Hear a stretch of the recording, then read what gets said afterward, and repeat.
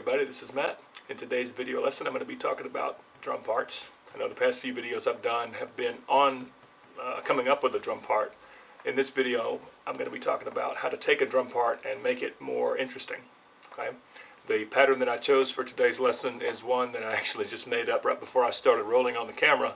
It's not too complicated, but I'm going to show you ways to make it more interesting and just to turn some heads. So when people hear it, they're going to be like, wow, what did you just play? So just going to kind of focus on some hi-hat techniques, ghost notes. I can't make a video without mentioning ghost notes. I just love them. I love the whole technique, and they sound amazing.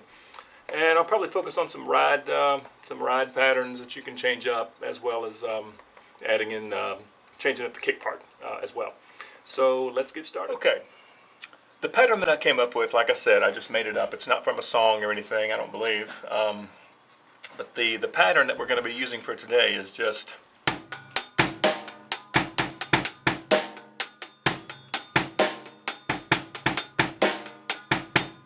Okay? Kind of cut and dry.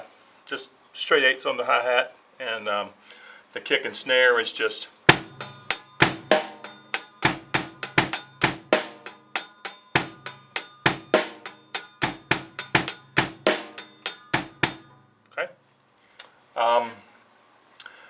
The first thing that pops into my head with that beat is sticking in some doubles on the kick, changing up the kick part a little bit, just to make it, a little cooler.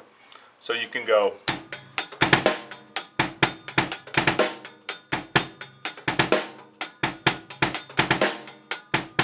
Okay, just sneaking a little double in there. That makes it sound kind of cool. And then, of course, ghost notes. You can add in just single ghost notes, kind of in between the eights of the hi-hat, so it sounds like.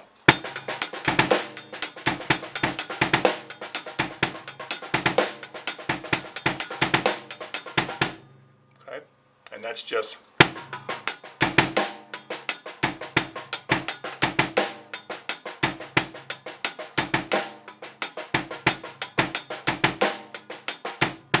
Okay, like I said, I'm just sneaking them in between. Okay. Another thing you can do, you got the doubles on the kick, you could imitate that with your right hand. And it sounds like this.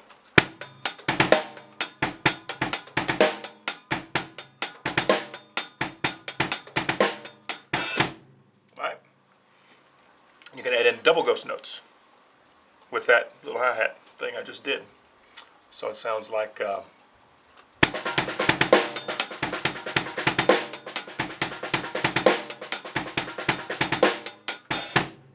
that pattern is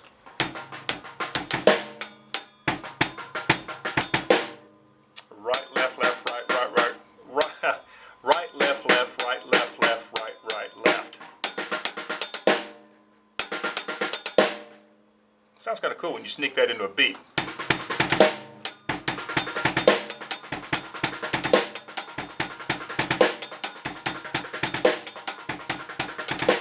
And I'm just doubling kick and hi-hat.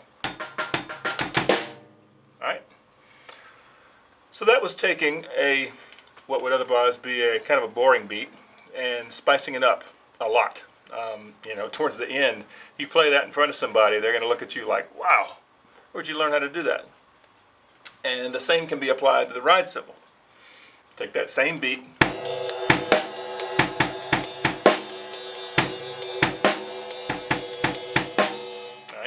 take that, you can bounce off the bell of the ride on, well, here I'll just play it for you.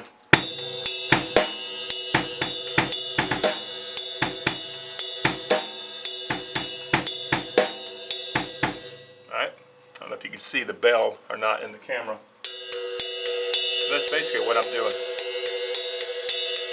Just alternating eighth notes between the bell and down here.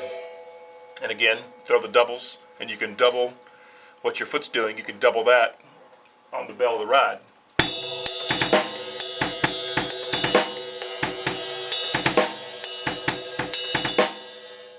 That sounds kind of cool.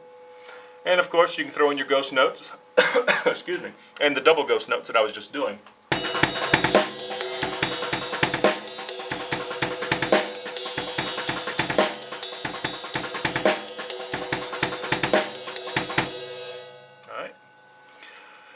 for some songs, you know, that may be too busy. It may be too much.